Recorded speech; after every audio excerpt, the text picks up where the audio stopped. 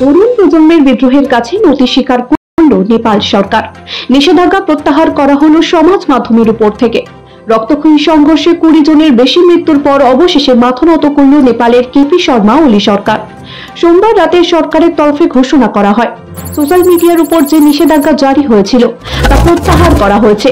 সোমবার অনেক রাতে নেপালের তথ্য ও সম্প্রচার মন্ত্রী পৃথ্বী সুব্বা গুরুং জানান, সরকারের তরফে রাতে জরুরি ভিত্তিতে মন্ত্রিসভার বৈঠক করা হয়েছিল, সেখানে এই সিদ্ধান্ত প্রত্যাহার করা হয়েছে।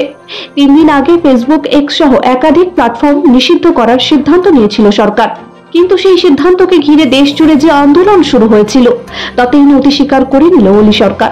তবে সোশ্যাল মিডিয়ার উপর থেকে নিষেধাজ্ঞা প্রত্যাহার করা হলেও সরকারের দুর্নীতির বিরুদ্ধে আন্দোলন জারি রাখার হুঁশিয়ারি দিয়েছে নেপালের তরুণ প্রজন্ম। নেপালের কেপি শর্মা ওলি সরকারের বিরুদ্ধে দুর্নীতি সহ একাধিক অভিযোগই ছিল। তবে সম্প্রতি সে দেশে ফেসবুক, ইউটিউব এক্স সহ 26 ধরনের সোশ্যাল মিডিয়া নিষিদ্ধ হওয়ায় আগুনে যেন ঘি পড়ে। নেপাল সরকার জানিয়েছিল, সোশ্যাল মিডিয়াগুলি পরবর্তী 7 দিনের মধ্যে সরকারের খাতায় নাম নথিভুক্ত করাতে হবে। 3রা সেপ্টেম্বর সেই সময়সীমা শেষ হয়। অধিকাংশ সোশ্যাল মিডিয়ায় নেপালের সরকারি নির্দেশ মানেনি। 4ই সেপ্টেম্বর ফেসবুক, এক্স, হোয়াটসঅ্যাপ সহ 26টি অ্যাপ ব্যবহারে নিষেধাজ্ঞা আরোপ করা হয়। তবে সব সোশ্যাল মিডিয়ায় যে বন্ধ করে দেওয়া হয়েছে তা নয়। টিকটক, ভাইবার, উইটক, নিম্বুজ, টেলিগ্রাম ও গ্লোবাল ডায়েরিকে নিষিদ্ধ করা হয়নি।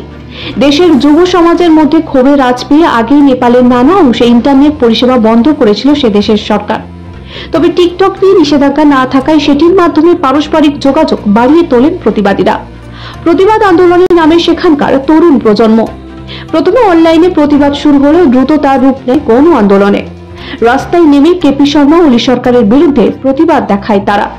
বিক্ষোভকারীরা স্লোগান তোলে, দুর্নীতি বন্ধ করো, সামাজিক মাধ্যম নয়, আমাদের কণ্ঠস্বর বন্ধ করা চলবে না।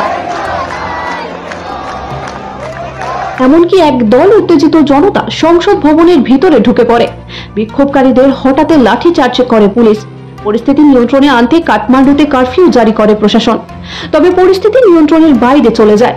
পুলিশের ব্যারিকেড ভেঙে ফেলে তরুণ তুর্কিরা। নামানো হয় সেনা। বিক্ষোভকারীদের ঠেকাতে চলে জল কামান।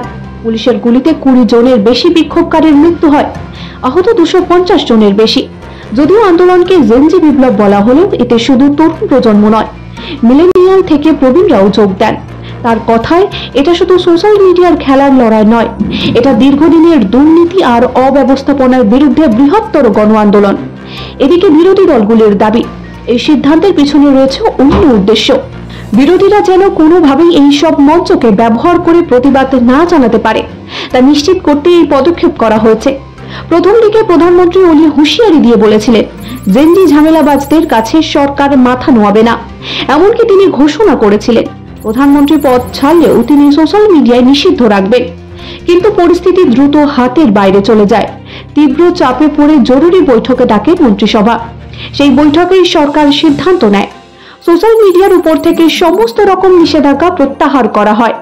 সোশ্যাল মিডিয়া থেকে নিষেধাজ্ঞা প্রত্যাহার করে নেওয়ার পর দেশের যুব সমাজের কাছে মন্ত্রী আবেদন জানান, তারা যেন এই আন্দোলন প্রত্যাহার করে নেন। মন্ত্রিসভার বৈঠকে দাবি করা হয়েছে।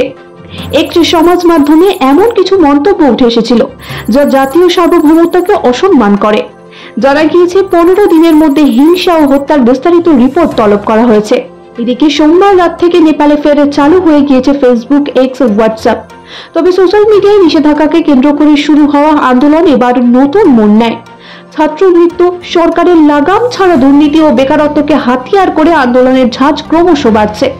2022 সালে শ্রীলঙ্কার গণ অভ্যুত্থানে রাষ্ট্রপ্রধানের বাসভবনে ঢুকে পড়েছিলেন বিক্ষোভকারীরা। গত বছর জুলাই বিপ্লবে বাংলাদেশেও একই ঘটনা ঘটে, পতন হয় প্রধানমন্ত্রী শেখ হাসিনার। এবার কি নেপালের কেপি শর্মা ওলি সরকারের পালা? তরুণ তুর্কিদের বিপ্লবে উত্তাল নেপাল। চর্চা শুরু হয়েছে বিশ্ব রাজনীতিতেও। ব্যুরো রিপোর্ট, সময়, কলকাতা।